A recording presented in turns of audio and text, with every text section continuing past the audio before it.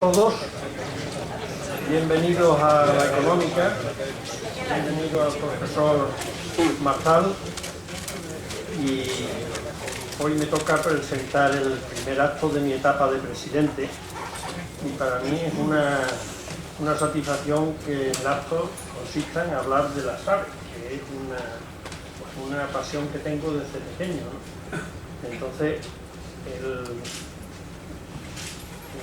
motivo es doblemente de alegría para mí. Yo quiero, antes que nada, felicitar a Carmen Barriga, porque socia de esta casa y miembro de la Junta Directiva, porque el ciclo de la ciencia que ella ha organizado, pues lo ha organizado, según mi criterio y los datos objetivos de asistencia, pues con una precisión milimétrica. Ha elegido muy bien los temas y ha elegido y convencido a los oradores, que han sido suficientemente interesantes para que todos ustedes acudan. Por lo tanto, muy agradecido a Carmen y pedirle que no desfallezca ni un minuto y que este año 2018 siga en la brecha. Mi afición a las aves es muy vieja. Mi primer Peterson, lo he estado viendo esta mañana, es del año 63, que ya ha llovido. Y lo que me recuerdo, a mí me aficionó un abuelo mío, uno de mis abuelos, y que era muy amigo de Francisco Bernis.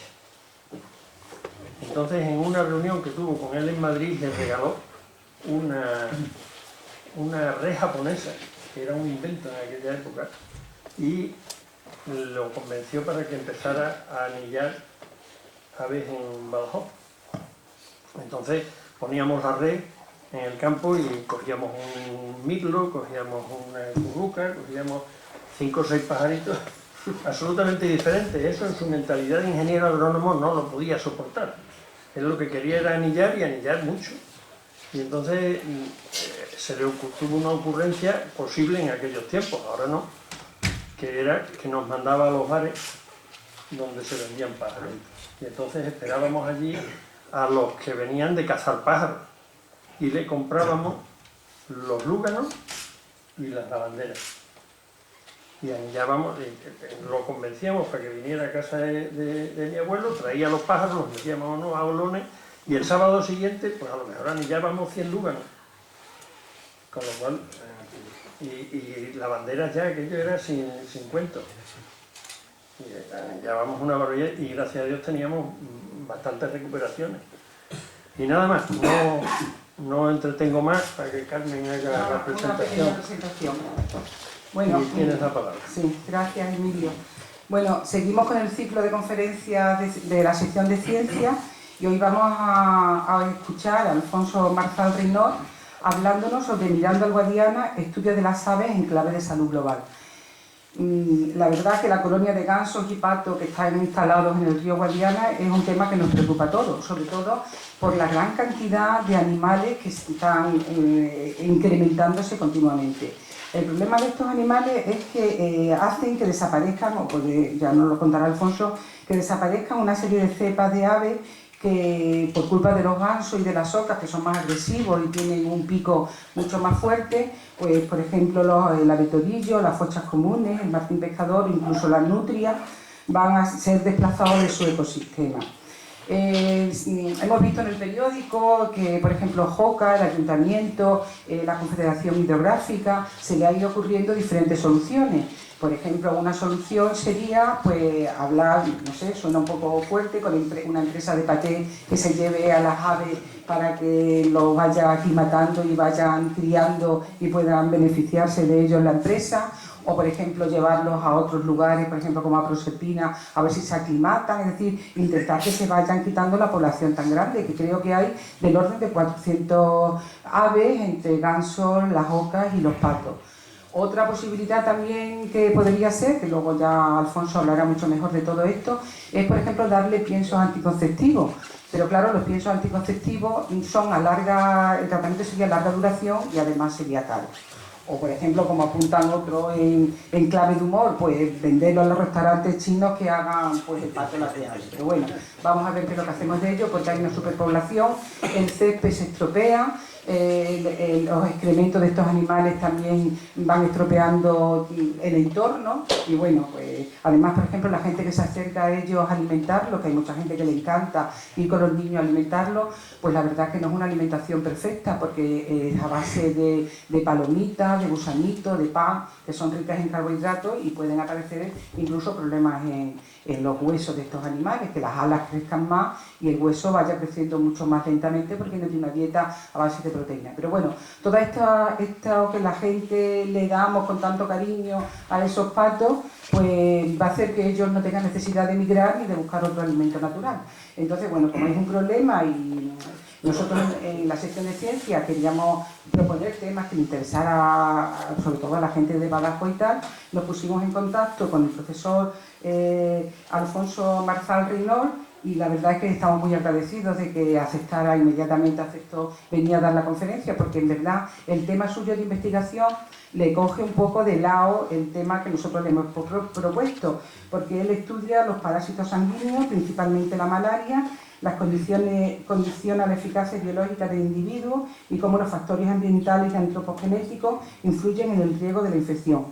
Él no solamente como zoólogo, o la idea que teníamos nosotros de la zoología, no solamente observa a los animales, sino que también se mete en la biología molecular, se mete también en el ADN, en su carga genética, en su código genético, porque esas son investigaciones que ahora hablará un poquito de ellas, porque todo esto nos va a ayudar más a conocer el comportamiento animal. Entonces, bueno, de esto y de cómo se puede controlar o como biomarcador global del estado de salud de las aves o otras aves de Guadiana, se tratará la conferencia. Le pedí a Alfonso que me mandara su currículum y yo pensaba que bueno, era un currículum de un chico de 40 años que iba a ser un currículum, bueno, en fin, no sabía yo la magnitud del currículum de Alfonso cuando me lo mandó. Él él me mandó 7, le dije, mándame un currículum breve, entonces me mandó 7 folios, que yo evidentemente lo voy a resumir un poquito, solo para que conozcamos un poco más la personalidad del conferenciante. Él realizó su tesis doctoral, es doctor europeo en Ciencias Biológicas por la Universidad de Extremadura y la Universidad Pierre Marie Curie en Francia y trabajó sobre senescencia, parasitismo, inmunidad y éxito reproductor en el avión común. Fue supervisada por don Florentino de López. Llama también mucho su atención en su currículum, aparte de sus publicaciones y demás, la cantidad de estancias que ha tenido en el extranjero. Ahora que me he puesto a hablar con él, ahora se va a Japón, luego se va a la China, luego se va a Australia, en fin, que no para de viajar y no para de enseñar y no para de aprender. Pero él tuvo una estancia predoctoral en la Universidad Pierre y Marie Curie.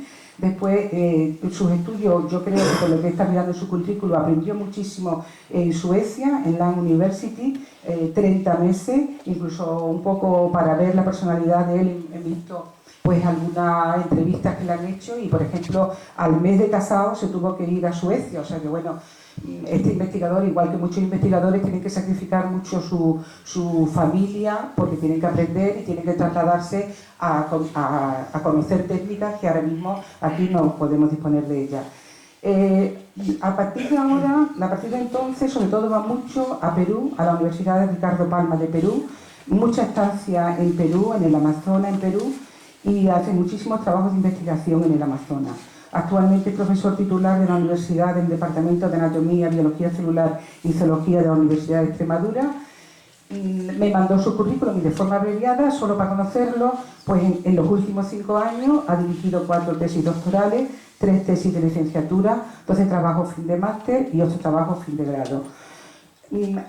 Tiene que es muy difícil conseguir financiación en estos momentos en la universidad y él en curso tiene un plan nacional, un plan regional de investigación, un proyecto de excelencia de la Junta de Andalucía, un proyecto Erasmus, que solamente en el proyecto Erasmus donde él participa como investigador es 1 millón de euros y bueno, esto significa que, bueno, que es una persona pues inquieta y de un alto y reconocido prestigio, no dan el dinero a todo el mundo.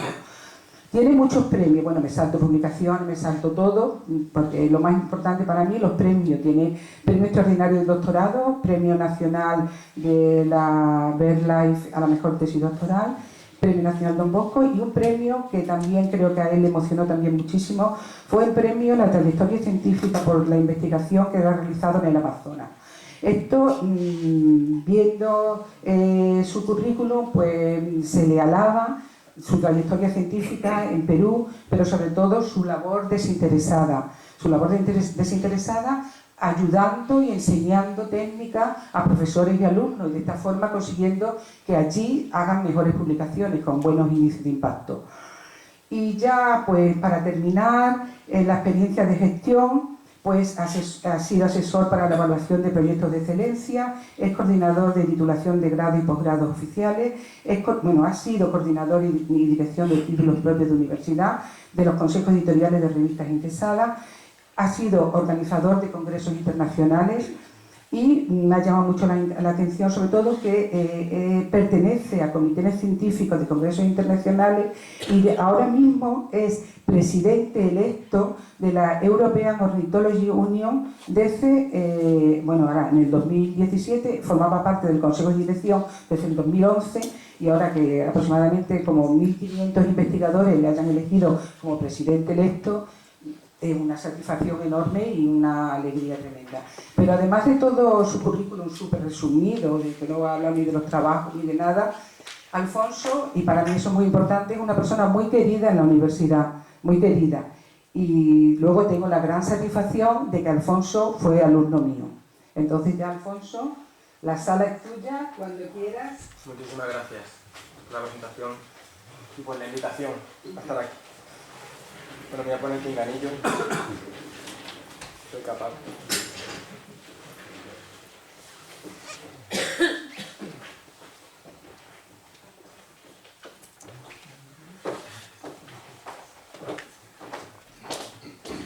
Yo creo que ya funciona, ¿no?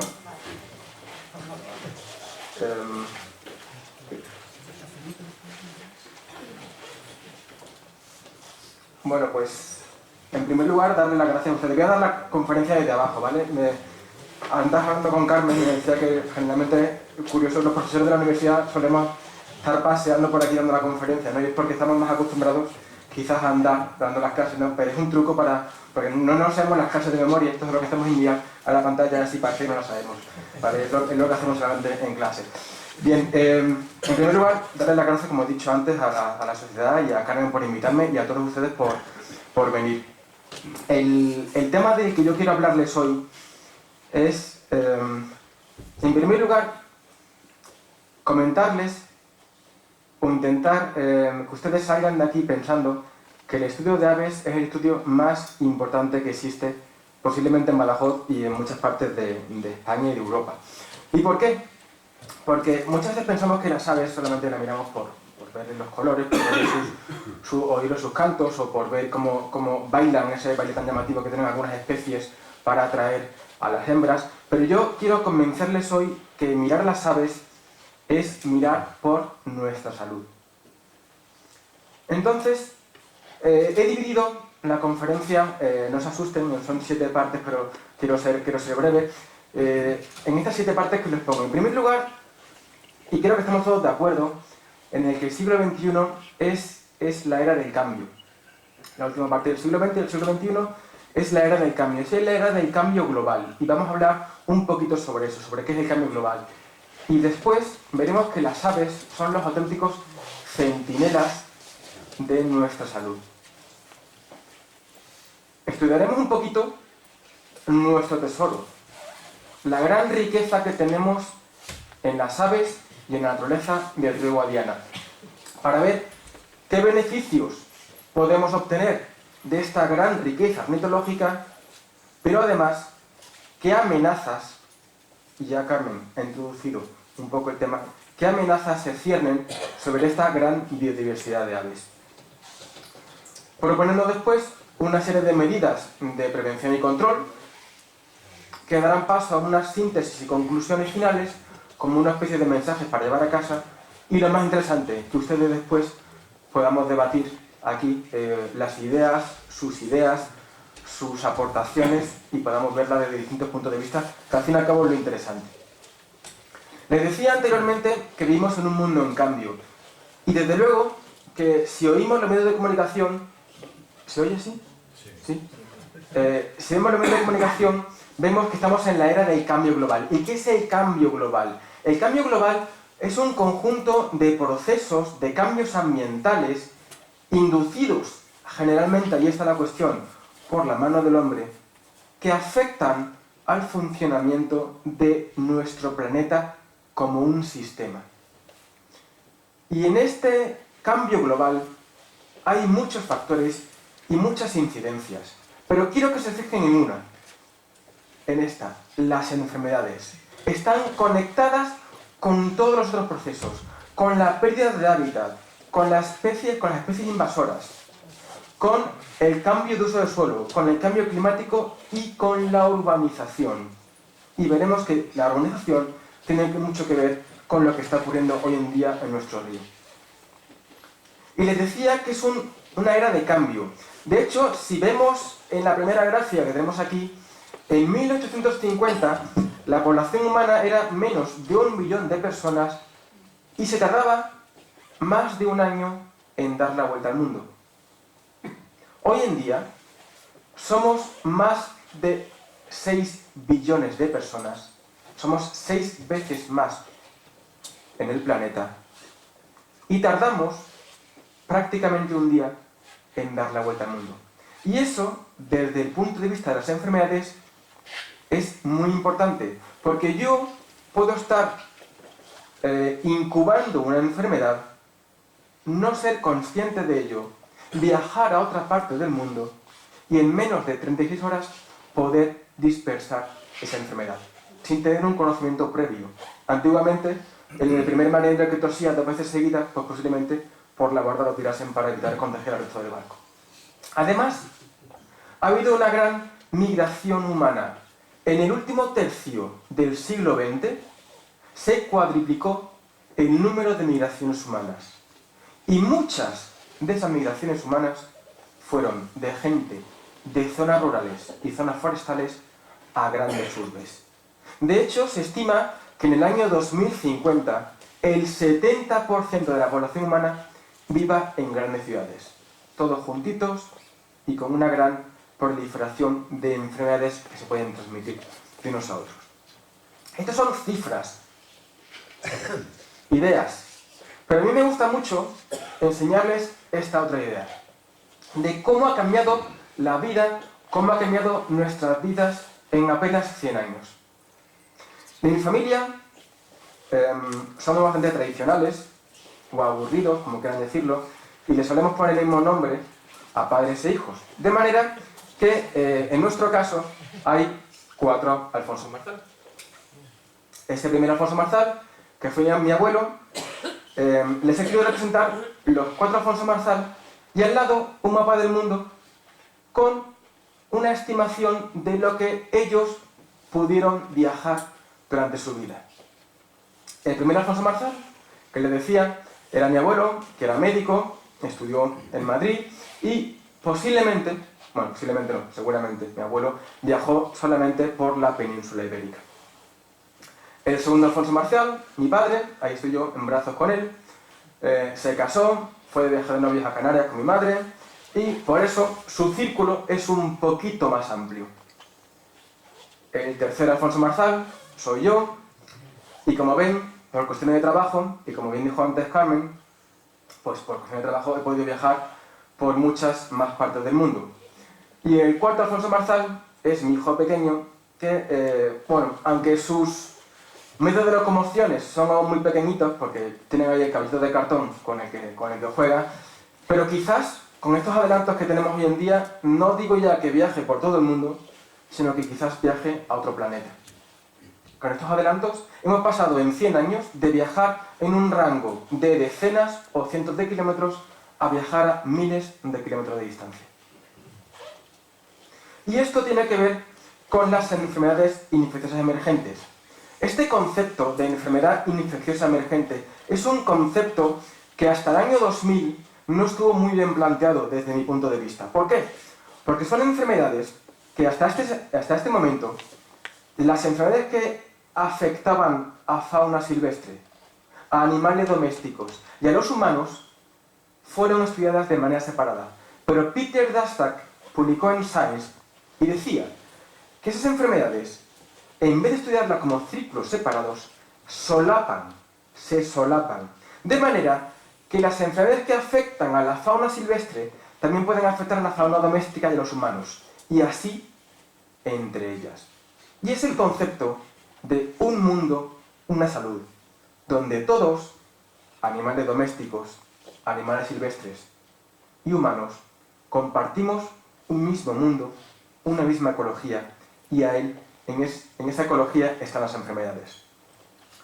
Bien, les decía este concepto de enfermedades infecciosas emergentes, que son provocadas por nuevos patógenos, o bien por patógenos que se pensaban controlados, o que estaban restringidos a una zona, o restringidos a un tipo de animal, pero que con los años han vuelto a surgir, han cambiado su distribución geográfica, o han saltado de un hospedador a otro.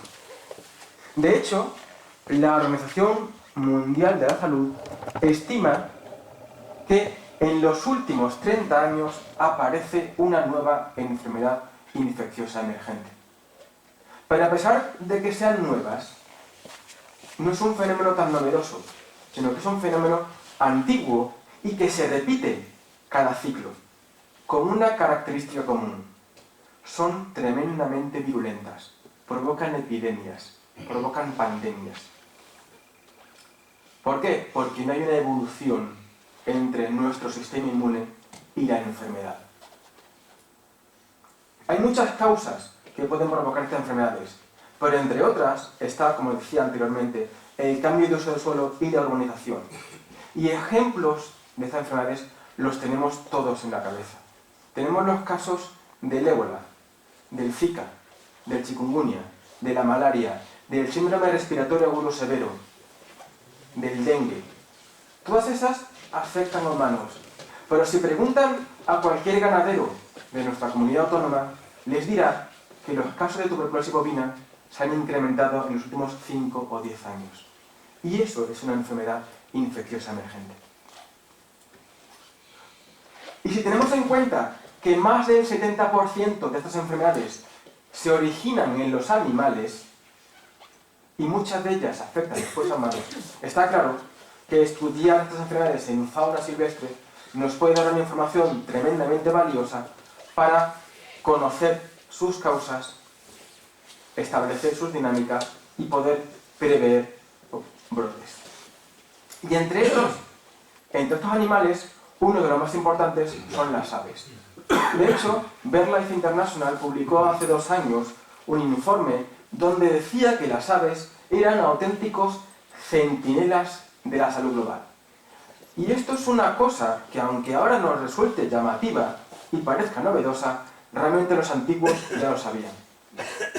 Así, cuando nos preguntamos por qué miramos a las aves, podemos mirar a las aves porque nos guste su color, nos atraiga su canto, o nos resulte muy llamativo esos bailes que hacen para atraer a las hembras.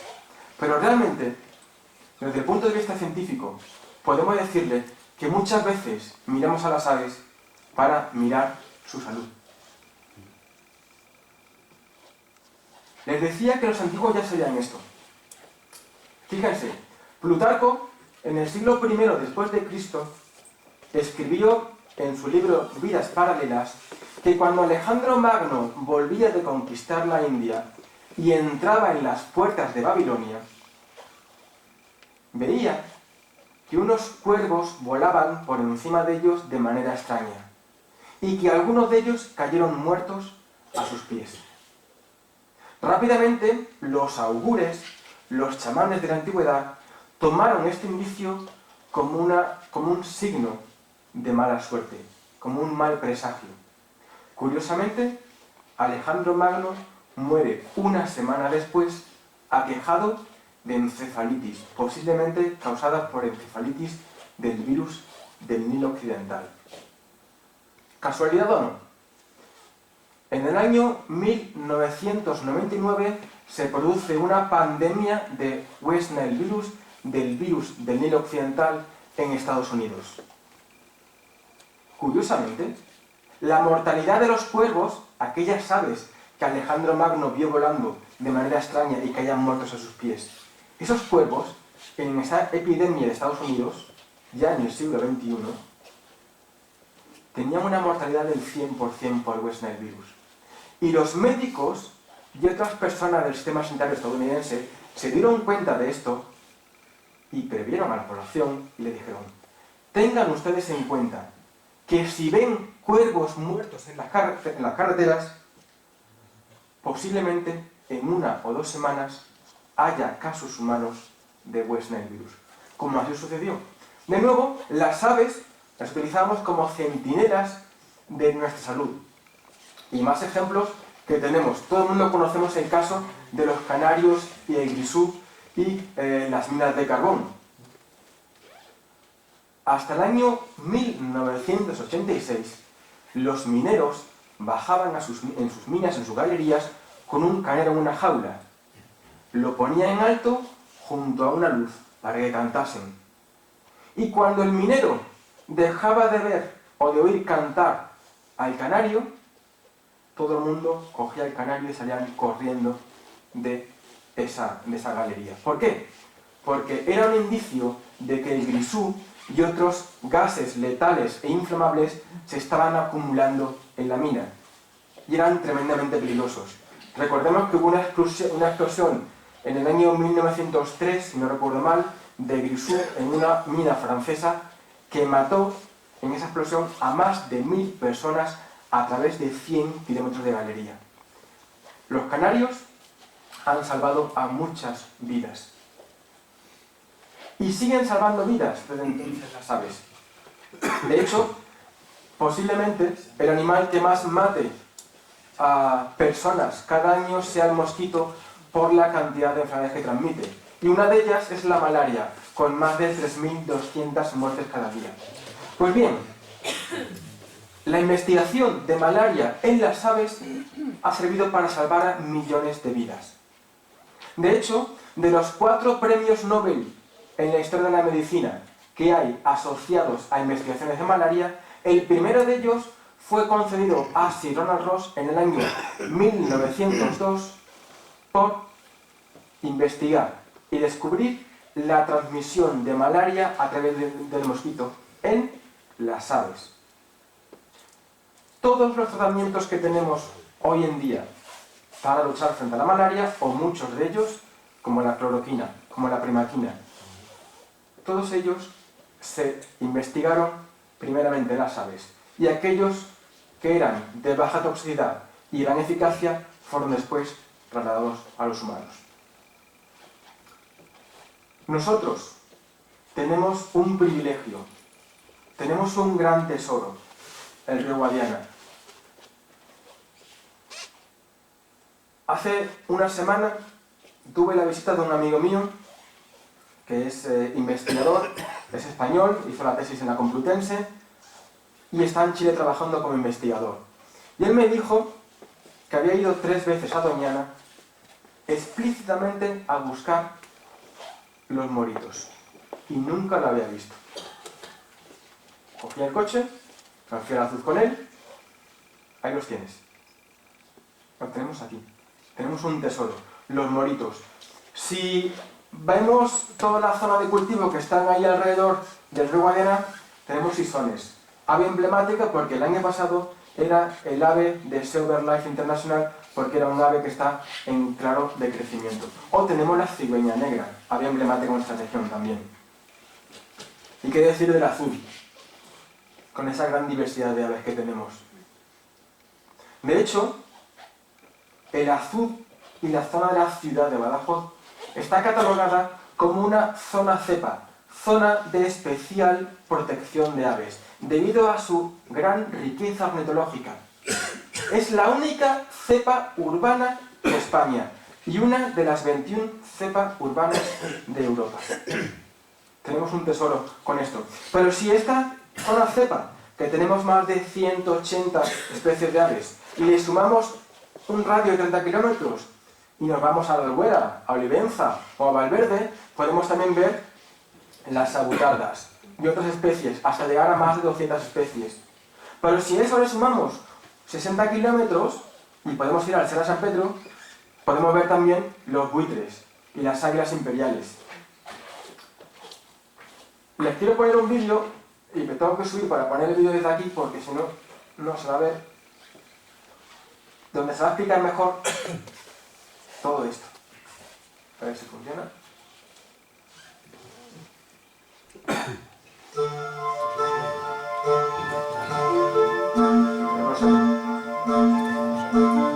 Vamos a ver.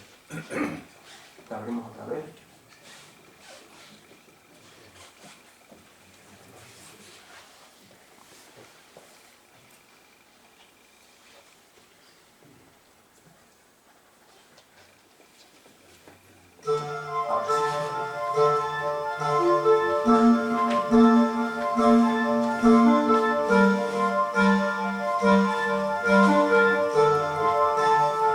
Una de las cosas importantes que tenemos en la ciudad de Badajoz es que contamos con una de las áreas protegidas más importantes de Extremadura. Esta es la cepa azul Ciudad de Badajoz. Esta cepa acuática, de la cual el río es su principal protagonista, nos permite estar observando una gran cantidad de aves, tanto nidificantes como migratorias, como invernantes, a lo largo de todo el año. Por lo tanto, pues los ornitólogos disfrutamos de nuestra afición sin apenas movernos de la ciudad. Apenas 2 kilómetros abajo del puente de Palma nos encontramos con una de las mejores garceras que tenemos en toda la comunidad autónoma de Extremadura y posiblemente también de las mejores de España. Pues Extremadura tiene mucha fama entre los ornitólogos europeos porque tiene una riqueza ornitológica extraordinaria. Es realmente muy bueno para el aficionado a la observación de aves silvestres. Es atractivo, se basa sobre todo en 4 pilares. El primero son las rapaces. Extremadura es uno de los mejores sitios de Europa para la observación de rapaces, sobre todo águilas y buitres, incluido la especie más emblemática quizás para ver aquí es el águila imperial ibérica. El segundo pilar muy importante son las aves esteparias. Extremadura es un lugar privilegiado para observar abucaras, sisón, ganga, ortega, canastera. El tercer pilar son las aves de color. Son muy atractivos, como por ejemplo ave jaruco, abubilla, rabilargo. Son especies siempre muy bienvenidos en un paseo en Extremadura. Y el cuarto atractivo principal entre las aves de Extremadura son las aves acuáticas, diferentes especies de anátidas, limícolas también, así que hay una escala de especies muy amplia y en una semana de visita en Extremadura se puede ver unas 160, 170 especies, que es realmente mucho a nivel europeo. Badajoz es una ciudad emblemática para las aves. En su río podemos encontrar garzas, garcillas, martinetes, fochas y otras especies acuáticas. En sus orillas, además, especies emblemáticas como el mito, el martín pescador o el trozocuellos.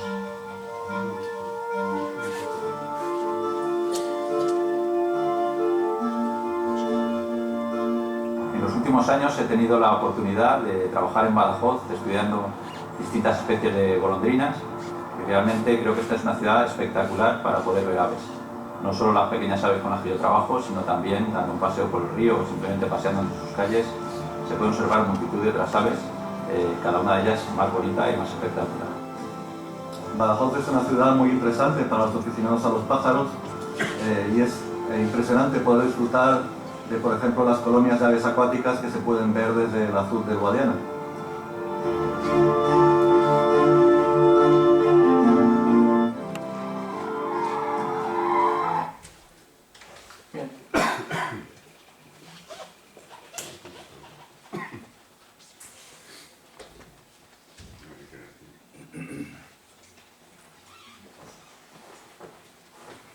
tenemos varios testimonios de personas, guías ornitológicos, ornitólogos y científicos de renombre como el director del Museo de Ciencias Naturales de Madrid o el vicerrector de la Asociación Biológica de Doñana, que apuntan que tenemos un tesoro muchas veces desconocido por nosotros.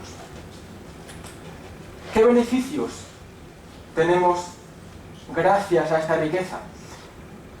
Pues en primer lugar, tenemos beneficios a nuestra salud. Además del beneficio estético que puede representar tener toda esta maravilla de pájaros aquí en nuestra ciudad, resulta que un estudio que se publicó hace prácticamente un año veía que las personas que vivían cerca de aves y naturaleza y podían contemplar el aves y naturaleza tenían menos propensión a sufrir enfermedades como el estrés, la ansiedad o la depresión. Pero además nosotros ya aquí estamos beneficiando de la presencia de las aves en nuestra salud. Les presento aquí unos datos que no están todavía publicados, están muy recientes. Hemos acabado el estudio hace prácticamente 4 meses y es un estudio realizado con el avión común, que es una pequeña ave tipo golondrina, migradora, que la tenemos aquí en primavera, y después del verano, o al final del verano, migra a África. Bueno, pues esta ave, durante muchísimos años, ha estado criando en Badajoz, sigue criando en zona de Badajoz, y en otras zonas no. Entonces lo que hicimos fue comprobar el papel de este ave como reguladora de mosquitos, reguladora de vectores que pueden transmitir enfermedades, como plaguicida, al fin y al cabo. Y lo que hicimos fue analizar cuántos mosquitos había en una zona donde históricamente había una gran colonia de avión común y desgraciadamente fue eliminada, con otra zona que seguía habiendo aviones comunes. Bien, pues en esa zona donde debería haber aviones comunes y desde el año 2012 quitaron la colonia, hay el doble de mosquitos que en la zona donde sigue habiendo aviones comunes. Y si no, pregunten ustedes a la gente que vive cerca de la residencia Cajador de Badajoz cómo durante la primavera y el verano los mosquitos se los comen vivos. ¿Saben cuántas moscas y mosquitos se come una única golondrina al año? Más de 300.000 moscas y mosquitos. Un individuo. Son los mejores plaguicidas naturales. Si tenemos en cuenta que en el siglo XXI tenemos Zika, chikungunya, lengua azul y tantas otras enfermedades que transmiten mosquitos y otros vectores que nos pueden afectar, el hecho de tener golondrinas y aviones cerca de nosotros es tremendamente beneficioso. Sí, tenemos un prejuicio, es que sus excrementos nos ensucian los coches muchas veces o los balcones donde criamos. ¿Ven? Hay soluciones a eso. Y aquí ya tenemos gente que sabe muy bien qué soluciones se pueden poner. Hay una solución que es BitClean, que el 98% de los excrementos son recogidos por esa estructura. Luego tenemos que elegir entre que nuestro coche tengamos que ir de vez en cuando a limpiarlo por los excrementos o que nuestros hijos se contagien por enfermedades transmitidas por vectores. Pero si queremos unos bienes más tangibles, y hablando ya en euros y en economía, el turismo de naturaleza, según un informe de la Comisión Europea, puede reportar un beneficio económico a España estimado en unos 3.700 millones de euros. Y tenemos en cuenta que España es el país de la Unión Europea con mayor biodiversidad. Tenemos un tesoro que tenemos que saber explotarlo.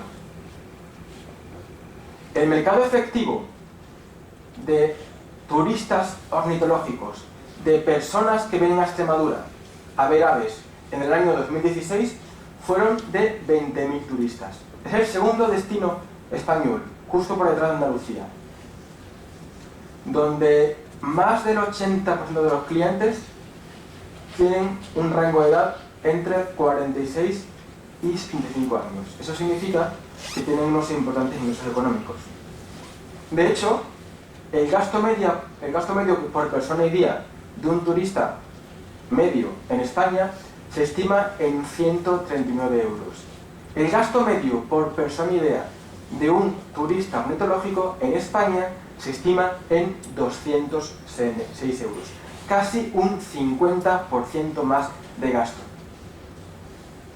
Y las estimaciones dicen que el turismo ornitológico en Extremadura ahora mismo, no son estimaciones, son datos reales, eso si no recuerdo mal, son de 6 millones de euros por año. La conclusión de todo esto es que el potencial lo tenemos, solo tenemos que saber explotarlo. Además, en los últimos 3 años se han celebrado aquí los 2 principales congresos de ornitología que podían celebrarse en España. El Congreso Europeo, que atrajo a más de 500 personas en agosto en Badajoz, que agosto en Badajoz no es precisamente muy atractivo como sabemos, pues más de 500 personas de todo el mundo vinieron al Congreso Europeo de Ornitología. Y hace 3 meses se celebró aquí el Congreso Nacional de Ornitología. Se ha hablado mucho de Badajoz como el turismo de congreso. Pues tenemos aquí otra oportunidad para seguir explotando. Pero para eso necesitamos infraestructura, cosa que hoy en día no tenemos. Porque el siguiente paso que podríamos dar sería el Congreso Internacional de Ornitología, pero para eso no tenemos ni capacidad hotelera y, por supuesto, no tenemos un tren o un aeropuerto que nos permita traer a mucha gente para acá. Tenemos un tesoro que podemos sacarle beneficio de salud, económico, estético, pero hoy en día este tesoro, esta riqueza se ve amenazada, entre otras cosas por esta superpoblación de aves domésticas que tenemos en el río Guadiana. Si tenemos en cuenta que las dinámicas de infección de enfermedades transmitidas por vectores son generalmente denso-dependientes, o sea, a mayor número de individuos, mayor probabilidad hay de transmisión de la enfermedad, estamos ante un grave problema. ¿Por qué? Porque estas aves domésticas actúan muchas veces de puente, de enlace entre las aves silvestres y nosotros. La interfase humanos-animales se ve incrementada con estos casos. Y por eso, uno de los principales problemas que tenemos es la transmisión de enfermedades. Cuando nos dicen qué problema hay de tener tantos gansos y tantos patos en el Azud o en el río Guadiana hoy en día o en el Parque del Río, para mí el principal problema es el riesgo de transmisión de enfermedades. ¿Por qué? Porque hay una gran propagación de zoonosis, por ejemplo por el West Nile virus, por ejemplo por el gripe A, por ejemplo por el gripe aviar, salmonellosis, Campylobacter mycobacterium, clamidias y muchas otras especies. Aquí les he puesto una gráfica, o una tabla, mejor una figura, donde habla de todas las enfermedades o las principales enfermedades que transmiten las aves, o que se han detectado que las aves tienen capacidad zoonótica de dispersar de aves a humanos. Tuberculosis, enfermedades de Lyme, la gripe aviar, el virus del Nilo Occidental, otro tipo de virus, enfermedad de Newcastle, toxoplasma, giardias, criptocoriosis, un montón diferentes. Yersinia, por ejemplo, hace prácticamente un mes ha salido publicado este artículo en PLOS ONE, donde veían que más del 50% de los gorriones de Bruselas eran portadores de Yersinia. No era Yersinia pestis, no es la peste, pero era Yersinia pseudotuberculosis y Yersinia enterocolítica, que también causan graves trastornos. ¿Qué más problemas ocasionan estas aves en el río, esta superpoblación de aves en el río? Pues hay muchas más agresiones defendiendo el territorio de estas especies. Las aves y los patos son de mayor tamaño que muchas de las especies autóctonas que tanto nos gusta ver. Como los factores de cría y el alimento son limitados, hay un limitado espacio para criar y un limitado alimento en muchos casos, compiten con las especies autóctonas por estos lugares. Ante un excesivo alimento que generalmente se ha dado por causa del hombre, como son el darle pan o gusanitos a los patos, esto ha creado una superpoblación de los patos. Y además, esta comida es una comida basura para ellos, provoca efectos de malnutrición. Y ahí tenemos el ejemplo de las denominadas alas de ángel en esta especie, que son fotografiadas aquí de Badajoz, de Rocío Salgado, son fotografías aquí de Badajoz, donde la proliferación de estos animales, los animales al tener mucho alimento, han puesto muchos huevos, han criado mucho más, pero el problema está en que estos animales no tienen un desarrollo correcto en muchos casos. O bien, como hemos visto anteriormente, excluyen a especies autóctonas y propagan enfermedades. Además, los restos de pan que quedan muchas veces en el río es el germen de contaminantes en el agua y que proliferen algas y otras especies de plantas no deseadas. Pero no solamente las enfermedades transmitidas por mosquitos o por vectores, como les he dicho anteriormente. También una dieta rica en carbohidratos provoca que un efecto que favorece la defecación en estos gansos, en estas ocas, en estos patos. ¿Qué ocurre? Que estos gansos, estas ocas, estos patos van a poner sus excrementos, sus heces, en la zona donde estamos con nuestros niños paseando, donde estamos paseando por el río y en el césped, y tienen una gran carga bacteriana que pueden transmitir las enfermedades a nosotros. O que el pan, por ejemplo, que se estropea y que deja tirado ahí, crea hongos, crea aspergillus y puede provocar aspergilosis en los pulmones, además del riesgo de zoonosis que se le ha dicho anteriormente. Además de todo esto, también el alimentar a las aves del río atrae a otra serie de animales no deseables. Por ejemplo, ratas, ratones, otros insectos. Y además, los animales se habitúan a que sea el ser humano el que los alimente. Y cuando se habitúan a eso, vienen a pedir alimento. Y cuando no les das el alimento, son agresivos. Y tenemos casos donde hay gente en nuestro río, sentados en los veladores, tomándose su tostada con su café, y viene el pato o el ganso y le quita la tostada. O a niños que les atacan los gansos pidiendo alimento. ¿Qué hacer entonces? ¿Cuáles son las medidas de prevención y control que les propongo esta tarde? En primer lugar, creo imprescindible que se hagan estudios sobre la carga que tenemos, pero estudios realizados por personal cualificado. Estudios serios con personal cualificado. Donde, por ejemplo, si se estima, como así parece, que tenemos una superpoblación en torno a 400 o 600 gansos y patos, y hay que eliminar, porque habrá que eliminar gansos y patos, porque podemos trasladarlos a otro sitio, pero el problema es que trasladamos a otra persona. Y además, no controlamos que esos individuos que traslademos no porten algún tipo de enfermedad, como se ha pasado muchas veces con translocación de especies. No sé si podemos hacer que sirvan de alimento. Desde luego, el alimento hoy en día tiene una trazabilidad que yo no me fiaría de comer ahora mismo paté o un huevo de estas aves de aquí. Pero se puede estudiar. Siempre dentro con personal cualificado.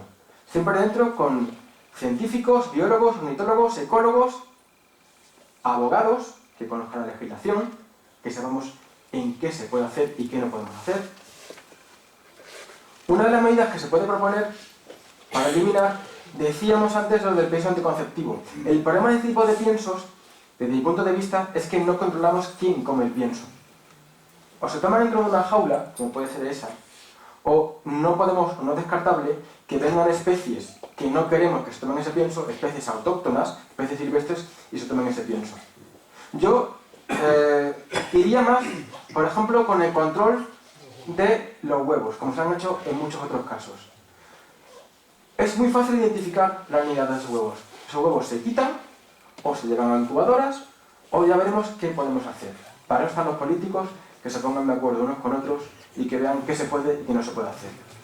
Los biólogos, los científicos, estamos para decir qué hay o no hay sobrepoblación. Las medidas legislativas y ejecutivas no dependen de nosotros. Pero sobre todo, y yo creo que el origen del problema en muchos de los casos ha estado en que no hay una educación y una conciencia ciudadana clara sobre el tema. Hace 2 años